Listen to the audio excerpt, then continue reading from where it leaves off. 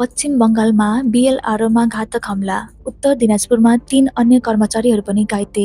पश्चिम बङ्गालमा माटो उत्खनन माफियाको मनोबल कति बढेको छ छापा मार्दा करङधिगी बीएलआरओमा जानी हमला भएको तथ्यबाट अनुमान लगाउन सकिन्छ। उक्त आक्रमणमा उनी गम्भीर घाइते भए। सबैलाई रायगञ्ज मेडिकल कलेज अस्पतालमा भर्ना गरियो। पुलिसबाट प्राप्त जानकारी अनुसार करङधिगीका बीएलआरओ खयासपुर क्षेत्रमा गए।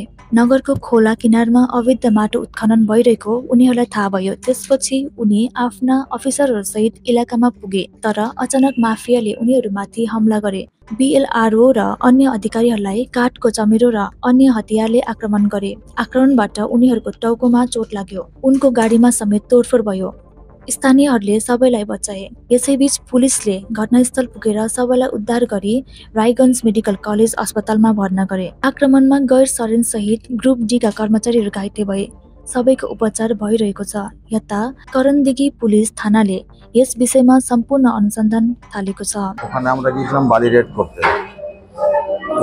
একটা ঘাটে খোয়াজপুরের ওখানে একটা ঘাটে, সেখানে বালি না পাওয়ার পর যখন ফিরে আসি, এসে দেখছি রাস্তা দিয়ে গাড়িতে করে বালি যাচ্ছে। তখন আমরা গাড়িটা থামিয়ে বলি যে আপনার কি চালান আছে, থামো। উনি বললেন যে না, মালিক আসছে, গাড়ির মালিক আসছে। তো ঠিক আছে, দাঁড়িয়ে আছে। গাড়ির মালিকের বলা বললো যে না, গাড়িটা সাইড করি, এবং জ্যাম হয়ে যাচ্ছে। সাইড করতে গিয়ে ওখানেই আমরাও গেলাম। তারপর ওই মালিক আসছে বলে, মালিক এমন সময় দুটা বাইক আসলো, একটা বাইকে 2 জন আর একটা বাইকে 3 জন ছিল। আসার সঙ্গে সঙ্গে বললো গাড়ি ঢেকেছে। গাড়ি পাশে ছিল কাঠ চেরাই করা যে কাঠগুলো, সেই চেরাই দিয়ে সঙ্গে সঙ্গে নিয়ে আমাদেরকে 5-6 জন মারতে লাগলো। কিচ্ছু কথাবার্তা নেই, শুধু মার আর মার। এই মেরে যেখানে সেখানে কেউ ছিল না। স্থানীয় লোক ছিল, কিছু লোক পালিয়ে গেল। পরে ছিল ওখানকার স্থানীয় লোক যখন জানতে পারলো, তারপর ওরা এসে তো আমাদেরকে বাঁচায়। আমরা 3 জন ছিলাম, একজন ড্রাইভার। তারা কোন পদে ছিল?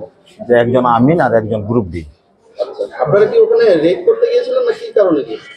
আমি বললাম তো, আমি ওখানে আমরা রেড করতে গেছিলাম। প্রথমে একটা ঘাটে গেছিলাম রেড করতে, কিন্তু ওখানে গাড়ি পাইনি। আমরা যখন ফিরে আসে দেখছি যে রাস্তার মধ্যে একটা গাড়ি আসছে ইসলামপুরের দিক থেকে, বারুণঘাটে আসছে, ওদিক থেকে আসছে। তখন ওখানে বলছি যে গাড়িটাতে কি আছে, মানে আপনার চালান কি আছে। উনি বললেন যে না, চালান আমাদের কাছে নাই, আমাদের মালিক আসছে। তো ঠিক আছে, মালিককে ডাকুন। এই মালিককে যখন ডাকার কথা বলে গাড়িটাকে সাইড করতে গিয়ে নিয়ে যায়, আমাদেরকেও সঙ্গে যায়। ইতিমধ্যে 2টো বাইক করে, একজন 2 জন আর একটাতে একবার 3 জন।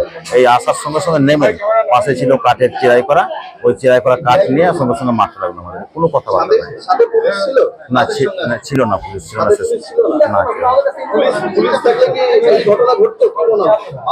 হয়তো পুলিশ থাকলে এই ঘটনা ঘটতো না।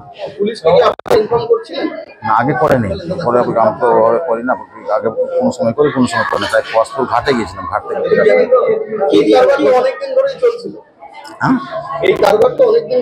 খোয়াজপুরের ওই ঘাটটা থেকে বালি কাটছে, তাই আমরা গিয়েছিলাম যে সকালবেলা ওই জায়গা বালি কাটছে। সে অভিযোগ করছে, আমরা যাচ্ছি আসছি, এভাবে কন্টিনিউয়াসলি করছি। ওরা অভিযোগ করছে, আমরাও যাওয়া আছে। আমরা কম চেষ্টা করিনি। আমরা তা বলতে পারবো না, এখনকার তো বাড়ির কিছু বুঝতে পারলেন? হ্যাঁ, কিছু বুঝতে পারলেন না, এসে চিনতে পারেনি ওদেরকে। আচমকা ওদেরকে চিনিও না। কি দিয়ে মারধর করেছে? কাঠ দিয়ে, কাঠের টুকরো যে চেরাই করা ছিল, নতুন কাঠের টুকরো চেরাই করা পাশে রাখা ছিল, ওখান থেকে তুলে নিয়ে এসে মারতে শুরু। গ্রামবাসীরা না থাকলে কি মেরে ফেলতো। সঙ্গে সঙ্গে গ্রামবাসীরা যখন আসে, 5-7 মিনিট দেরি হলো, ওরা যখন চলে আসলেন, তারপর ওনারা আমাদেরকে উদ্ধার করেন। আপনাদের শিশু শিক্ষা কেন্দ্র আটকে বাঁচিয়ে রেখেছে? হ্যাঁ, আমাদেরকে শিশু শিক্ষা কেন্দ্রের পাশে ছিল।